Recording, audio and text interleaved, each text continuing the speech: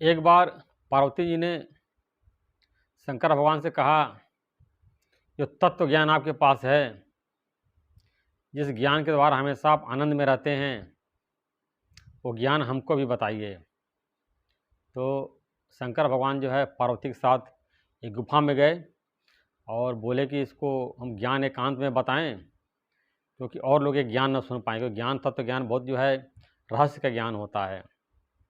लेकिन उस गुफा में एक जो है अंडा था, सुख का अंडा था, तो तोता बोलते हैं। तो जैसे शंकर भगवान पार्वती जी को ज्ञान सुनाने लगे, अंडे से तोता बाहर आ गया, वो भी ज्ञान सुनने लगा। थोड़े देर में पार्वती जी सो गई, तो तोता जो है बीच में हाँ हाँ करने लगा। तो थोड़ी देर बाद शंकर भगवान का लग रहा कि कोई और ज्ञान सुन रहा है। तो देखा शंकर भगवान ने तो तोता सुन रहा था। तो उनको बहुत गुस्सा लगी कि बिना अनुमति के चोरी से ज्ञान सुन रहा है।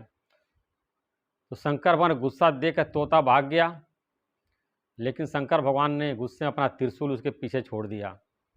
अब तोता बेचारा क्या करे, भागता भागता जो है देखा नदी के किनारे वेद व्यास जी की पत्नी स्नान करके जमाई ऐसे ले रही थी। तो तोता जो ज्ञानी तो था ही, सूक्ष्म रूप बना करके और वेद व्यास जी की पत्नी के मुंह में वो माध्यम से पेट में चला गया और उसी पेट में 12 साल पड़ा रहा।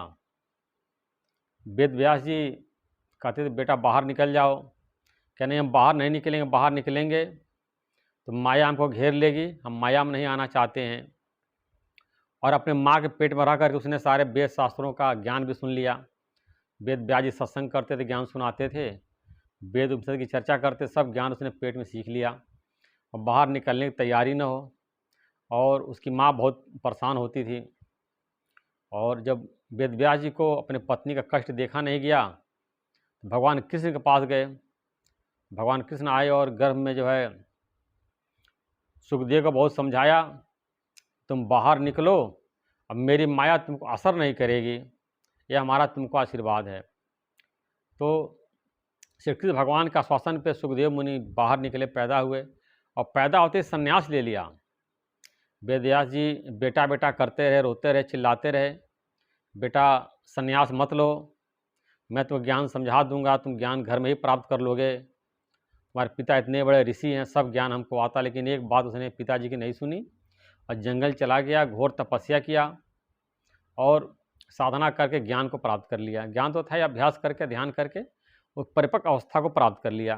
फिर सुखदेव जी लौट करके अपने पिताजी के पास आए, तो बताया पिताजी हमने ज्ञान प्राप्त कर लिया है, अब पूरी तरह से जो है हमारे सारे शंका का समाधान हो गया है और मैं पूरा अपने स्वरूप में स्थित हूँ। तो वेदव्यास जी ने कहा तुमने गुरु बनाए नहीं और तुमने गुरु परंपरा का उल्लंघन किया। वेदव्यास जी जो है उनको चाहते थे कि ये शादी कर लें, गृहस्थ में बस जाएं, तो एक गृहस्थ गुरु के पास भेजना चाह रहे थे। तो सुखदेव जी ने बोला पिताजी किस गुरु के पास जाएं ज्ञान प्राप्त करें। तो वेदव्यास ने कहा कि राजा जनक जो है बहुत बड़े ज्ञानी राज ऋषि हैं, उनके पास जाओ, उनसे ज्ञान ग्रहण करो। तो सुखदेव जी राजा जनक के पास गए। तो द्वारपालों ने जा कर के राजा जनक से कहा कि कोई मुनि आए हुए हैं, आपसे मिलना चाहते हैं। तो राजा जनक ने कहा कि मुनि को बाहर रोको और उनको जो है प्रतीक्षा करने 2-3 दिन जो है, उसके बाद हम मिलेंगे। एक तरह से ऋषि का अपमान हुआ, राजा जनक मिले नहीं और वहाँ बेचारे 2-3 दिन बाहर ऐसे पड़े रहे। फिर द्वारपालों ने जा कर के राजा जनक को बताया कि वो बाहर बैठे हुए हैं। राजा ने पूछा कोई उनके मन में कुछ गुस्सा नहीं आया, यानी कोई गुस्सा नहीं, शांत से बैठे हैं। तो फिर राजा जनक ने कहा कि उनको ले आ करके सुंदर स्त्रियों के बीच में छोड़ दो, खूब खाने पीने के पदार्थ वहाँ उनको छोड़ दो। द्वारपालों ने सुखदेव को सुंदर स्त्रियों के बीच में जहाँ तरह तरह के भोग सामग्री रखी हुई थी वहाँ छोड़ दिया था और वहाँ वो 2-3 दिन पड़े रहे, लेकिन कोई भोग की कामना उनके अंदर उत्पन्न नहीं हुई। फिर द्वारपाल ने जा करके बताया राजा जनक से कि वहाँ किसी भोग में वो आसक्त नहीं है और कोई बिल्कुल निरासक्त बैठे हैं शांत से, अब भोगों में उनका मन जो है विचलित नहीं हुआ। राजा जनक ने समझा कि अब ये ज्ञान प्राप्त करने का अधिकारी है। द्वारपालों से कहा जाओ उनको बुला करके ले आओ। सुखदेव मुनि राजा जनक के पास गए, थोड़ी देर बैठे रहे, वही बातचीत हो ही रहा था। एक द्वारपाल आए, बताया कि नगर में आग लग गई, सब लोग भागने लगे, सुखदेव भी भागने लगे। बाहर जाकर देखा तो कहीं आग नहीं लगी थी। सुखदेव दोबारा लौट करके राजा जनक के पास आए और बेचारे वो शर्मिंदा हो गए। तो राजा जनक ने पूछा कि तुम बाहर किस लिए भागे थे? क्या मेरी लंगोटी बाहर सूख रही थी, हमको लग रहा था कहीं मेरी लंगोटी न जल जाए, इसलिए मैं भागे भागे गया। तो राजा ने कहा कि तुमने संन्यास ले लिया लेकिन तुम्हारी आसक्ति नहीं गई, अभी तुम्हारी सारा बस तुमने त्याग दिया, लंगोटी पहने, तुम्हारी लंगोटी में आसक्ति है। इसी प्रकार सन्यासी लोग संन्यास ले लेते हैं, घर द्वार छोड़ देते, आश्रम बना लेते हैं, वहाँ चेलों में चेलियों में धन पदार्थों में उनकी आसक्ति हो जाती है, वहाँ एक नया गृहस्थ तैयार कर लेते हैं। तो राजा जनक ने बताया कि मैं यहाँ पूरे राज्य में, लेकिन मुझको आसक्ति नहीं है, पूरा राज्य मेरा जल जाए, नष्ट हो जाए, मेरे मन में राज्य के प्रति कोई भी आसक्ति नहीं, मैं अपना कर्तव्य कर्म जो है कर रहा हूँ, सेवा कर रहे निष्काम भाव से कर रहा हूँ, मुझे राज्य में कोई आसक्ति नहीं है।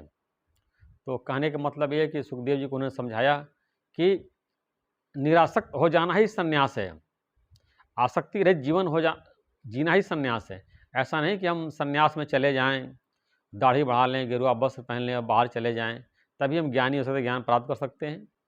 हम लोग घर में रह करके राजा जनक की तरह जो है निरासक्त होकर के संसार में रह करके ज्ञान प्राप्त कर सकते हैं और सारा कार्य कर सकते हैं। तो ये हम सब के लिए बहुत सीखने की बात है। राजा जनक इतने बड़े राज कार्य का संचालन जो है ज्ञान प्राप्त करके किया, तो हम लोग भी जो है जो भी कार्य कर रहे हैं संसार का, जो भी हमारे पास बिजनेस है या नौकरी, जो भी कार्य है वो सारा कार्य करते हुए जो है हम संसार में निरासक्त होकर के रहें और अपने स्वरूप को जान करके स्वरूप में स्थित हो सकते हैं, मोक्ष प्राप्त कर सकते हैं। जैसे राजा जनक पूरा विदेही थे और पूरे उनको राज ऋषि, सारे ऋषियों में उनकी गणना होती है, ऐसे भी ज्ञान प्राप्त करके हम घर में ही मोक्ष प्राप्त कर सकते हैं, संन्यास लेने की कोई ज़रूरत नहीं है। जो मुक्ति सन्यासी को मिलती है वही मोक्ष जो है हम घर बैठे प्राप्त कर सकते हैं। तो आसक्ति रहित होना ही सच्चा संन्यास है। अब जहाँ भी आपकी आसक्ति खत्म हो गई, यही सच्चा संन्यास है, यही सच्चा ज्ञानी है। जिसके अंदर आसक्ति निकल गई, समझिए वो ज्ञानी है, उसने ज्ञान को प्राप्त कर लिया।